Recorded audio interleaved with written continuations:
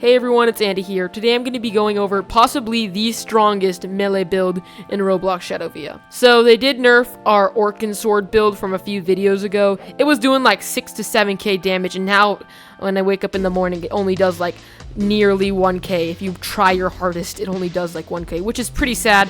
But today I found a build that possibly might just be as strong as pre-nerfed Orc and Sword, and it involves the Reaper Scythe.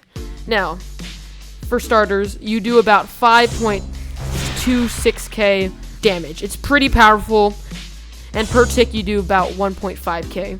Now, how do I do so much damage? It's because of the Reaper Scythe. It gives a ton of melee and magic power, and its perk for Million Scythe lets you lifesteal, which is pretty handy if you're fighting a strong boss, which does tons of damage.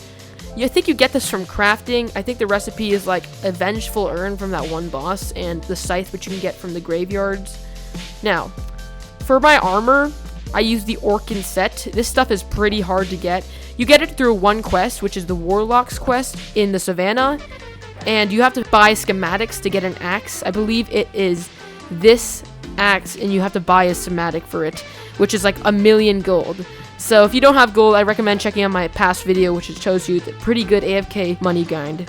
But if you don't have this and you really just don't want to waste time AFK grinding, or just grinding in general, you can also use the rough chestplate, which you can get. I believe the pillagers drop the schematics. It's not as powerful as the Orkin Battler, but it still does a decent amount of physical damage, and it's pretty viable still. Now for my helmet, I use the Doombringer helmet because it gives 50% charge attack power and 50% charge speed, so you can charge your attacks pretty fast, and it does a ton of damage.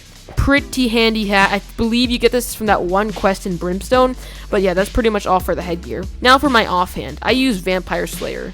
Now, if you don't have the Vampire Slayer, you could easily just use the arm brace from the desert, but if you do have the Vampire Slayer from the Blood Moon quest, which you can only obtain during a Blood Moon, use it, because it gives a ton of armor pierce. Next, for my accessories.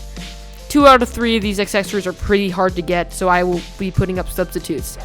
So first off, for the Malevolent Binded Curse, you can get this from that one Red Orcs quest in Orktown in the Savannah. It's pretty easy to get. I'll just show a picture of what the orc looks like up there. And for seconds, I'll use the Slime Crown. Now this is where things get hard. This drop took me forever to obtain from Slime Kings. It took me like, I don't know, 50 Slime Kings just to get this one crown. It was pretty hard, but it ended up being worth it. Now, if you just don't want to grind that many Slime Kings, you could easily just use the negative skeleton mask, but of course, you will be getting negative defense and less attack. Now, I use the Vermilion Cape. You can get this from Vermilion, which is also, I believe this one took me forever also. I got 2 now, which is great, but this took me forever to get from Vermilion. So I believe using luck potions will help you out get these rare drops. But if you don't have the Vermilion Cape, I guess you could use something also with high physical attack, like that one ring from that one quest. I can't remember the name, but it gives like 5%. That's pretty much all for this build. You can do about 5k damage on an average, and 1.5k per hit. So, thanks for watching, everyone. I'll be putting up a video of me destroying Vermilion. Now enjoy the video.